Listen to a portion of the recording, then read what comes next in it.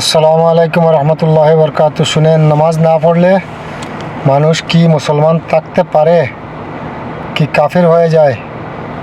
বেনামাজি কাফের। নামাজ না পড়লে কাফের কাফের। সালাত পড়ে না কাফের, সরাসরি কাফের। ওর নাম আব্দুল্লাহ হলো কাফের, আব্দুর রহমান হলো কাফের। সাহাবায়ে কেরামগণ কোনো পাপের কারণে মুসলমানকে কাফের মনে করতেন না। মুসলমান পাপ করতে পারে, কিন্তু নামাজ তরককারীকে তারা কাফের মনে করতেন। আছে যে সালাত পরিত্যাগ করলো, 1 নম্বর শাস্তি সে অমুসলিম। হচ্ছে যে সাহাবায়ে কেরাম কাফের মনে করতেন সালাত ত্যাগকারী। কেউ যদি ইচ্ছাকৃত সালাত ত্যাগ করে তাহলে সে কি কাফের হয়ে যায়। সালাত পরিত্যাগ করা কুফরি। যে সালাত আদায় করে না সে কাফের। এই পয়েন্টটা ভালো করে মনে রাখবেন। কোন জায়গায় কোরআনের একটি আয়াত অথবা রাসূলুল্লাহর হাদিস দেখাতে পারবেন না যে বেনামাজি মুসলিম এই কথাটি আছে। আল্লাহ বলেছে যদি তোমরা আল্লাহর ভালোবাসা পেতে চাও তাহলে রাসূলের অনুসরণ করো। রাসূল বলছে যে নিশ্চয়ই কাফের এবং মুশরিকের মধ্যে আর আমাদের মধ্যে পার্থক্য হচ্ছে নামাজ। যে নামাজ ত্যাগ করেছে কাফের হয়ে যায়।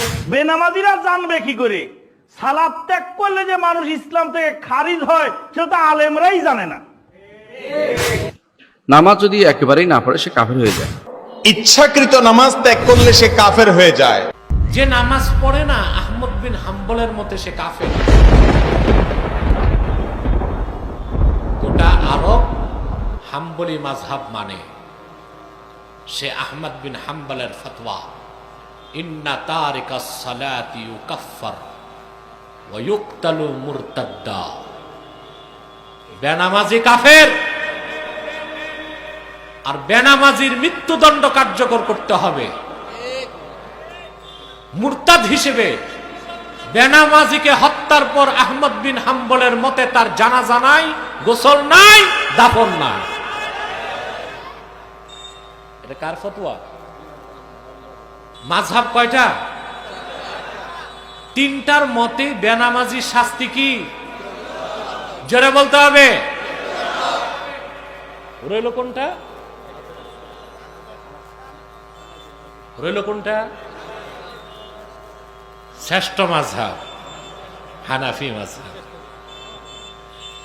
ইমাম আযম আবু হানিফা বলেন ইন্না তারিকাস সালাতি লা ইউকাফফার ওয়া লা ইউকতাল ওয়ালাকিন ইউহবাসু ওয়া ইউদরাবু হাত্তা ইউসাল্লিয়া।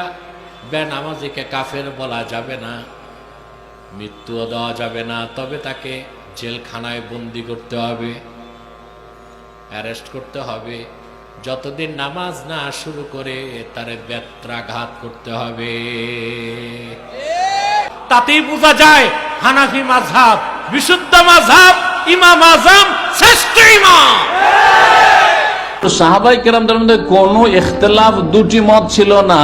তা হচ্ছে বেনামাজির মাসলা। যারা নামাজ স্বীকার করে যে ভাই পড়বো, হুজুর দোয়া করেন, হুজুর একটু দোয়া করেন, নামাজটা পড়তে পারি না, শুধু মানছে নামাজ কিন্তু অবহেলা, গাফিলতি, পড়বো পড়ছি, এখন বয়স আছে, সময় আছে। মুসলিম না কাফের ইখতিলাফ আছে, দুটো মত আছে, কিন্তু সাহাবায়ে কেরামদের যুগে ইখতিলাফ ছিল না। 110 হিজরি পর্যন্ত কোনো দ্বিমত ছিল না। সাহাবায়ে কেরামদের যুগে 110 হিজরিতে শেষ হচ্ছে, পরে ইখতিলাফ শুরু হয়েছে। আর যদি ইখতিলাফ করে উম্মতে যে কোনো ক্ষেত্রে, বিশেষ করে দিনের ক্ষেত্রে, আর দিন হচ্ছে সমস্ত ক্ষেত্রকে সামিল, সুতরাং সব ক্ষেত্রেই ফারুদ্দু ইলাল্লাহি ওয়া রাসূল, কোন দিকে ফিরাতে হবে? আর ফিরতে হবে আল্লাহ এবং রাসূলের দিকে ফিরে যেতে হবে, অর্থাৎ কোরআন এবং হাদিসের কাছে ফয়সালা চেয়ে নিতে হবে। বেনামাজি মুসলিম না মুসলিম নয়, আমরা দুই দল, দুই দিকে হলে এক দল বলছে যে মুসলিম, কি করে বলেন যে কাফের, মেলা ভালো কাজ করে। আর এক দল বলছে যে না না না না, বেনামাজি কি করে মুসলিম হইতে পারে, কারণ রাসূলুল্লাহ সাল্লাল্লাহু আলাইহি ওয়াসাল্লাম কাফের বলেছেন। হ্যাঁ, সাহাবায়ে কেরামদের ঐক্যমত ছিল যে তারা কাফের। এখন আমাদের বিবাদ মিটাবে কে? আল্লাহ মিটাবেন আর তার রাসূল সাল্লাল্লাহু আলাইহি ওয়াসাল্লাম। কোরআন এবং হাদিসে কোন একটি জায়গায় এই কথা নেই যে বেনামাজি মুসলিম, এই কথা দেখান তো কোথাও আছে? এই পয়েন্টটা ভালো করে মনে রাখবেন। কোন জায়গায় কোরআনের একটি আয়াত অথবা রাসূলুল্লাহর হাদিস দেখাতে পারবেন না যে বেনামাজি মুসলিম এই কথাটি আছে। স্পষ্ট পক্ষান্তরে স্পষ্ট হাদিস আছে, ফামান তারাকাহা ফাকাদ কাফারা, যদি কেউ নামাজ ছেড়ে দেয় তাহলে কি হয়ে গেল? কাফারা, কাফের হয়ে গেল। তাহলে যে কাফের বলছে তার কাছে স্পষ্ট দলিল আছে, আর আপনি বলবেন যে না সে ফাসিক মুসলিম, কাফের নয়, আপনার স্পষ্ট দলিল নাই, তাহলে আপনি কমজোর, আপনার মত ঠিক নয়। রাসূল করিম সাল্লাল্লাহু আলাইহি ওয়াসাল্লাম ইরশাদ করেছেন, মান তারাকা সলাতা মুতাআম্মিদান ফাকাদ কাফার, যে ইচ্ছা করে নামাজ তরক করলো সে যেন কুফরি করলো। বেনামাজিকে আমরা কাফের বলি না, কিন্তু কাফের হতে বাকিও থাকে না। মান ইতাকাদা আন্নাল্লাহা হাল্লা বিশাইইন আও শাখসিন ফাকাদ কাফার, যে ব্যক্তি ধারণা করলো আল্লাহ কোন ব্যক্তি বা বস্তুর ভিতরে প্রবেশ করেছেন সে কুফরি করলো। যে কুফরি করলো সে কি হইল? কইতে লজ্জা লাগে। যে চুরি করে সে কি? যে ডাকাতি করে সে? যে লাম্পট্য করে লম্পট? যে কুফরি করে শরম লাগে।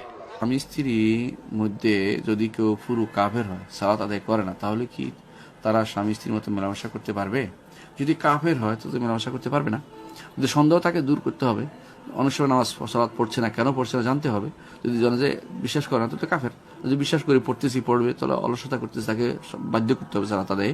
আর যদি এটা যদি নাও করে, সালাত একবারেই পড়ে না, তাহলে সে কাফের, তার সাথে মেলামেশা করা যাবে না, ঘর সংসার করা যাবে না, তার সাথে থেকে দূরে থাকতে হবে, এবং তা ভিন্ন অটোমেটিকলি তাদের মধ্যে ইয়া হয়ে যাবে, সেপারেশন হয়ে যাবে নামাজ না পড়লে।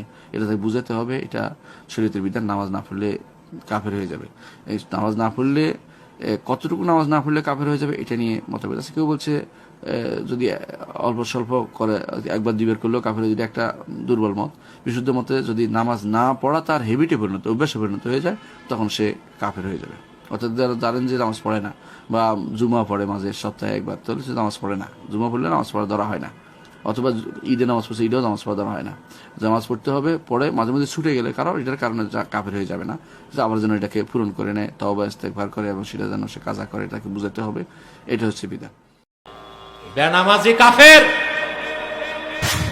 নামাজ না পড়লে কাফের, কাফের। সালাত পড়ে না, কাফের, সরাসরি কাফের। ওর নাম